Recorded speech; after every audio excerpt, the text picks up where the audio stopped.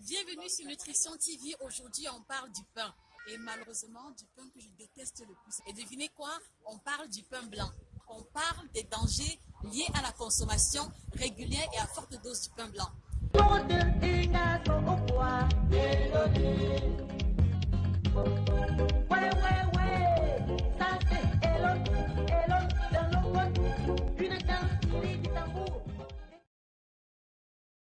Il y en a qui composent leur alimentation avec du pain le matin, du pain à midi, du pain le soir. Ce pain qui participe même parfois du squelette alimentaire de beaucoup de personnes. Et quand il s'agit du pain blanc à répétition, alors vous comprenez très bien que la forte consommation et à haute fréquence va avoir des effets dangereux sur la santé. D'où justement l'intérêt pour nous de vous éclairer sur cette thématique.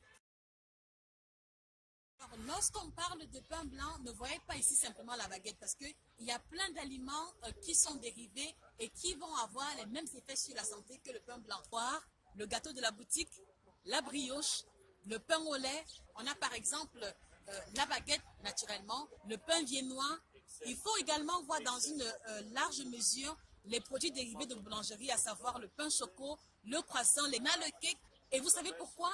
Parce qu'ils ont en commun la même farine qui est utilisée pour leur préparation, à savoir farine de blé de caractéristique T45, T55. Parce qu'à l'intérieur, il n'y a ni vitamines, ni sels minéraux, ni autres nutriments. Et donc, vous comprenez que la consommation d'un tel aliment qui est complètement vide en nutriments va forcément avoir des conséquences sur la santé. D'où justement notre intérêt pour cette thématique. Quelles sont donc les conséquences liées à la consommation régulière et à forte dose du pain blanc? Tout de suite, Nutrition TV.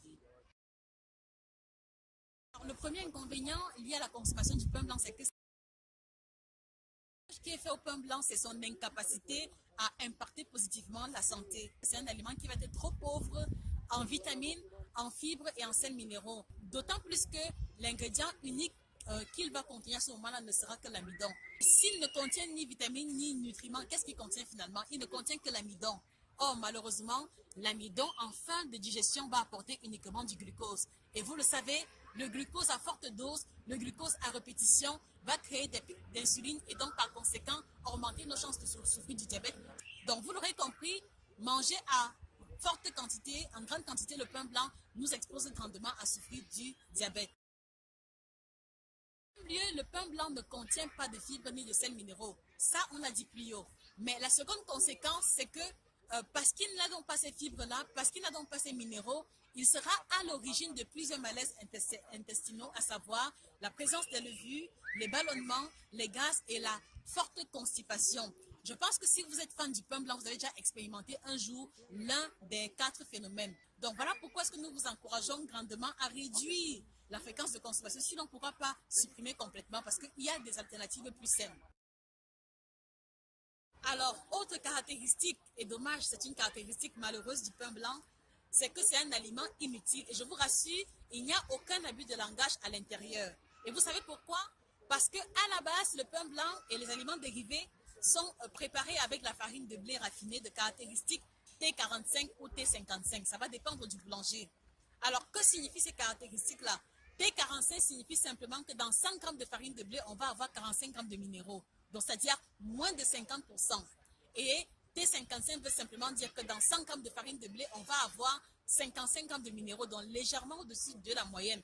Alors que vous avez son homologue, vous avez son opposé qui est le pain complet à base de farine de blé complète qui est de caractéristique T150. C'est-à-dire que dans 100 grammes de farine, on a 150 grammes de sels minéraux, c'est-à-dire 3 fois plus que dans le pain blanc classique.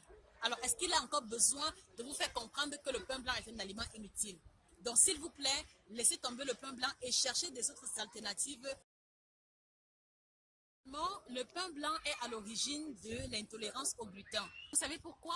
Simplement parce que son ingrédient majoritaire, qui est la farine de blé, a une protéine appelée gluten et qui est à l'origine de plus de 55 maladies, dont la plus connue est l'intolérance au gluten et également les colopathies fonctionnelles, troubles du tube digestif, ballonnement, gaz, et j'en passe. Donc, vous l'aurez compris, manger le pain blanc régulièrement et à forte dose ne rend pas service à notre tube digestif. Donc, un conseil, débarrassez-vous ou alors réduisez de façon conséquente la fréquence et les quantités. Y compris, chers téléspectateurs, le pain blanc n'est pas un aliment aussi utile sur la santé que nous le pensions. Vous avez découvert avec nous les conséquences. Donc, il est question maintenant pour nous de nous tourner vers les alternatives alimentaires qui seront plus riches en fibres, plus riches en vitamines, plus riches en sels minéraux et avec un moindre impact sur la glycémie. Nous vous remercions pour votre intérêt pour la nutrition. Nous vous encourageons à vous abonner. Nous vous encourageons à partager les publications parce que, souvenez-vous, cela peut être utile à plusieurs personnes. Merci pour votre intérêt. Passez une excellente journée et que le bien-être vous accompagne. Au revoir.